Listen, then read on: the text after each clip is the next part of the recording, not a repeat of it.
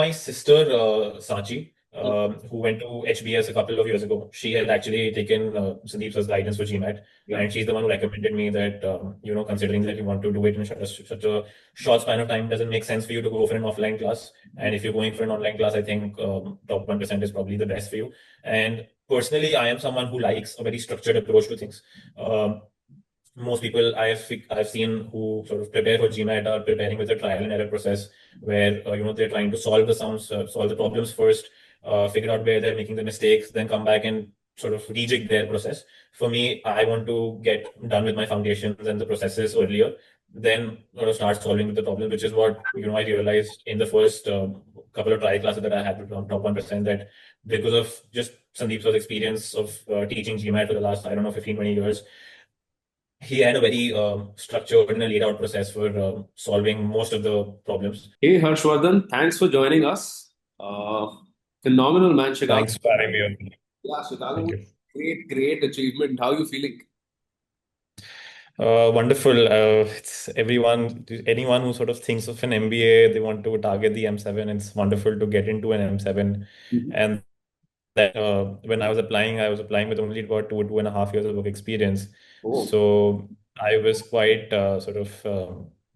skeptical if I'll actually get in or not. So it was really wonderful to have, gotten into Chicago booth.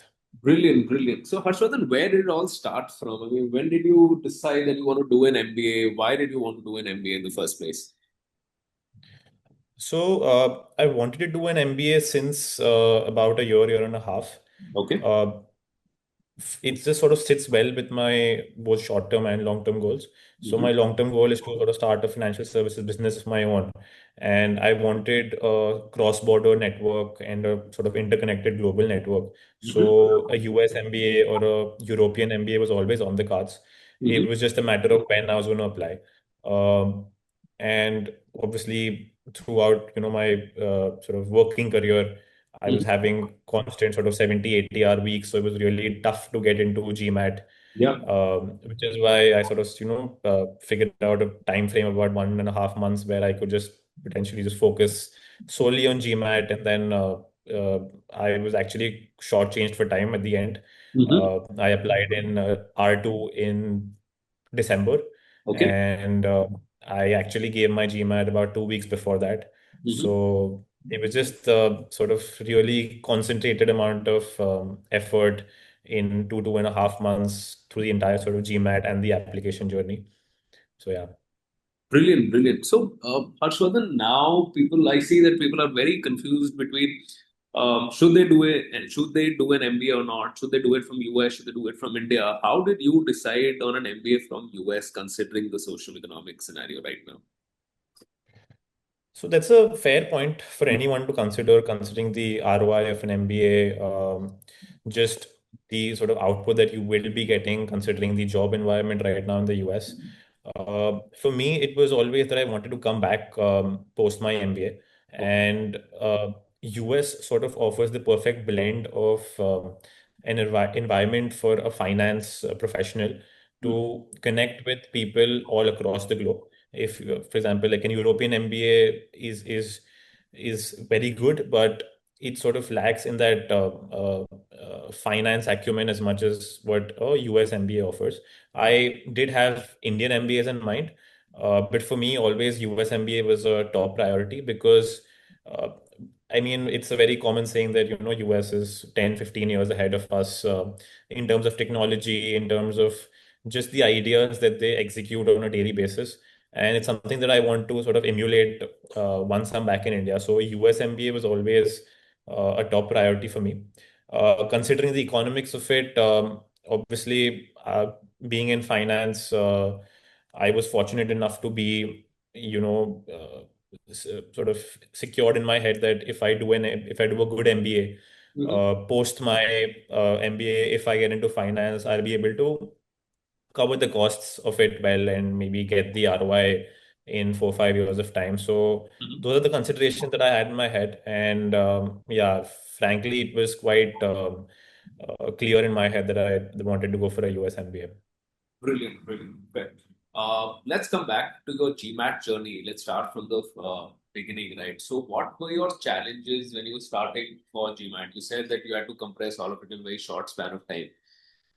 How did you do it? What were your challenges? How did you join up on Yeah, this? sure. Hmm. The foremost challenge for me was just managing time along with work. So I work in equity research, and we would have almost 70, 80 hour weeks consecutively. So it was very difficult to take out time to study, which is why to anyone who's thinking of an MBA, I would just advise to complete your GMAT while you're in college when you have that momentum of studying. But coming back to my journey, I sort of, as I said, I try to take out a concentrated amount of 2.5 months where I could focus a lot on GMAT. I structured my work around it and ensured that I got this 2.5 months around October, November. And one of the reasons why I contacted Richa and sort of asked her how quickly can I, complete the course, which is why I went for the recorded version. I watched almost all of the classes at 1.5x the speed, and just sort of try to finish the syllabus part of it and the practicing part of it in 25, 30 days. And then the last 20 days, while I was on leave from work, in the last sort of 15, 20 days of my preparation, I would have given 1 to 2 mocks a day on an average. Yeah. And yeah, that's how I sort of managed it. I wouldn't recommend the same to anybody else Mhm. because it gets a little stressful. But if you have time while you're in college, I would suggest, get done with your GMAT. It's valid for 5 years. You're not going to, you know, really lose out on anything if you give 2, 3 months of your time while you're in college to GMAT. When you start working, it just becomes really difficult to take out that time, and you've lost that connect to, study 4, 5 hours a day. It just becomes a lot more difficult. Understood. So, Harshvardhan, what made you choose top 1%? How did you decide on top for this, for your preparation? So my sister Sachi, Hmm. who went to HBS a couple of years ago, she had actually taken Sandeep sir's guidance for GMAT, Yeah. and she's the one who recommended me that considering that you want to do it in such a short span of time, doesn't make sense for you to go for an offline class. And if you're going for an online class, I think top 1% is probably the best for you. And personally, I am someone who likes a very structured approach to things. Um, Most people I've seen who sort of prepare for GMAT are preparing with a trial and error process where they're trying to solve the sums, solve the problems first, figure out where they're making the mistakes, then come back and sort of rejig their process. For me, I want to get done with my foundations and the processes earlier, then sort of start solving with the problems, which is what I realized in the first couple of trial classes that I had from top 1%, that because of just Sandeep sir's experience of teaching GMAT for the last, I don't know, 15, 20 years, he had a very structured and a laid out process for solving most of the problems. And it's something that's sort of suited better for me than any other program. Brilliant.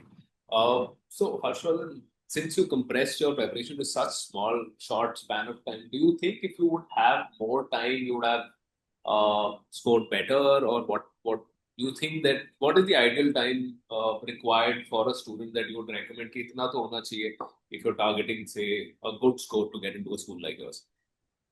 Fair enough. Now, in hindsight, I would have wanted to take out maybe 2.5, 3 months just for the GMAT preparation. I did it in about, 45, 50 days. Mhm. I would recommend that anyone who has the sight that they want to go for an MBA should figure out a way to study, 2.5, 3 hours a day on the weekdays, and maybe 5, 6 hours on the weekends for about 2.5, 3 months. I think that's an ideal amount of time where you can complete your classes while you're working on the weekdays, and then just the weekends can be purely for practice and testing yourselves on your weaknesses. Right. Yeah, I think ideally 2.5, 3 months would be a better sort of time frame. Right. Right. So we see students, getting stuck at a certain level, say 2 weeks down the line, they're stuck or they hit a plateau. Now they're not able to move forward or their confidence takes a toll.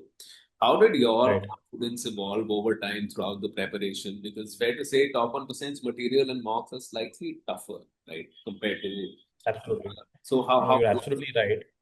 Hmm. So considering I came from a finance background, I was fairly comfortable with the quant side of things. I did struggle with reading comprehensions because we just sort of lost track of, reading such long comprehensions, which didn't really have anything to do with our lives. It would be about, scientific concepts and anthropology and stuff like that, which you sort of read a couple of sentences and then you're just, zoned out in a sense. So it was a constant struggle for reading comprehensions as well as the data interpretation. It was something that was new to us, uh, especially the multi-source reasoning part of things, because it was something that you had to complete in about 2.5 minutes, and it's a lot of reading and understanding, and trying to act dynamically. So for me, how I sort of went about is for the initial couple of weeks, all I tried to focus was accuracy. And as I said, because the octave process that was suggested by Sandeep sir, and for multi-source reasoning, all the tricks and processes that they had suggested, I ensured that I'd gone through all of that. And for the first couple of weeks, I was just completely focused on accuracy. Even if I took 20 minutes to solve a multi-source reasoning question, I was okay with it. And then eventually, week by week, I tried to ensure that my time management got better. I did, as you said, right, in anybody's journey, you hit a plateau.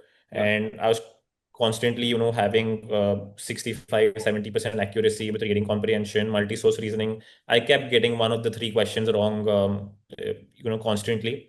But as I said, like for the first couple of weeks, I just sort of put my head down and said that, time doesn't matter right now. Just try and understand how you can solve this sum in the best possible manner, focus on accuracy. After a couple of weeks, I started to get all three questions right. Even with the reading comprehension, I started to get about 80, 85, 90% accuracy. And Right. that's when I sort of transitioned into managing my time. Mhm. Right. Did you use any other learning resource for your preparation by any chance? Uh, I preferred to the GMAT club, Mhm. just purely to test myself on like really tough questions. But I would say that top 1%'s material was quite extensive. And to be very honest, I think I only used about 75, 80% of it because the kind of time that I had, I couldn't utilize even top 1%'s entire material.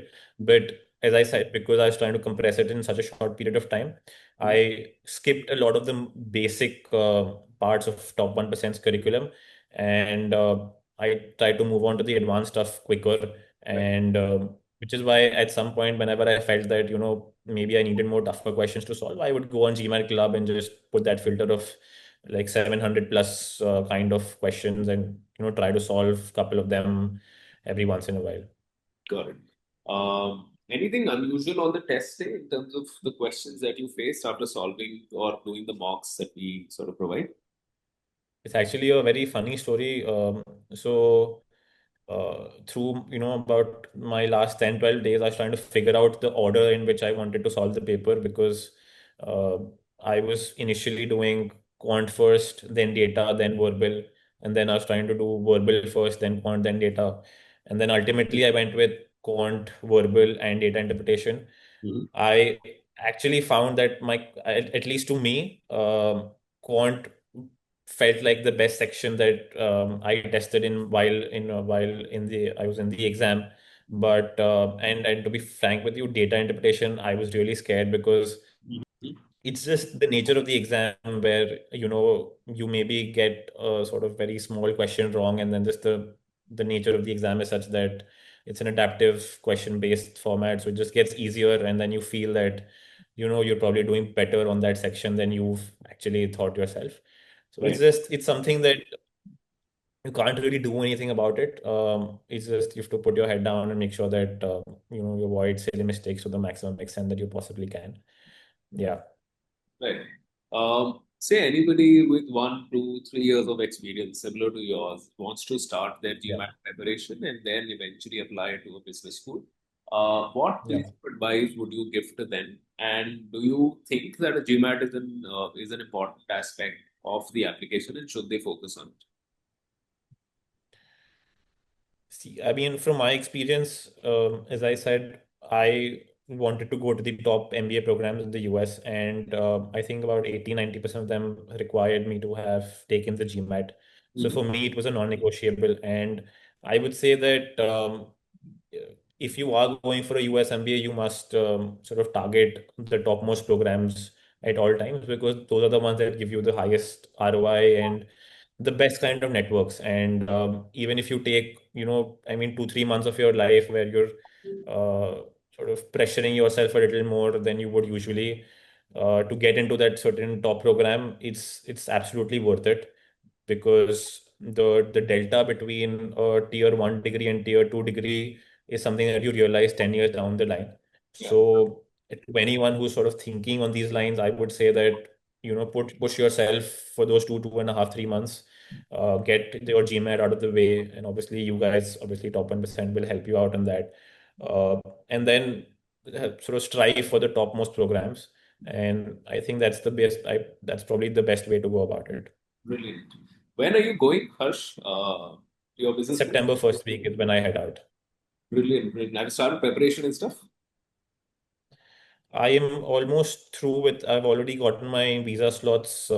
Just sort of, it's in July, so I'm waiting on those. Rest on the college side, everything is sorted out. Brilliant, brilliant. Okay, this was great, Harsh. Thanks for all the insights. Thanks for sharing your experience. I'm pretty sure this is very valuable to anybody who's looking to start their preparation or wants to do an MBA. Thanks for your time. Absolutely. And just Last word. lastly, I would just want to sort of on closing remarks, I would obviously, Sandeep sir and also Richa for sort of recommending me Autry. And I think Autry is someone who's been associated with you guys for a very long time. Yeah, And I would just, for anyone who's thinking of getting help for their applications, I would completely recommend him as well, because uh, he's someone who doesn't spoon feed you answers. mhm. But once you've completed one single application with him from scratch, you will realize how much value it adds to yourself and to your personality. Because at the end of, when you click the last enter, you will realize that you would have completed your entire application yourself with a little bit of help from him. Mhm. And it just makes you more satisfied than anything else. And to be very frank with you, I throughout the MBA application process, um, I realized that this whole process in itself is so enriching. Yeah, And even if you don't get into an MBA program, it's something that one should go through, because it just makes you introspect about your life and what you've done and what you want to do. So yeah, so thanks to sort of Sandeep sir, Autry, and you and your team. brilliant, brilliant. Thanks for this, Harsh. Amazing having this chat with you. All the best for your journey. All of us at Top 1% are wishing you luck. And yeah, take care, man. Thanks, man. Thank you. Thank you so much. Bye bye.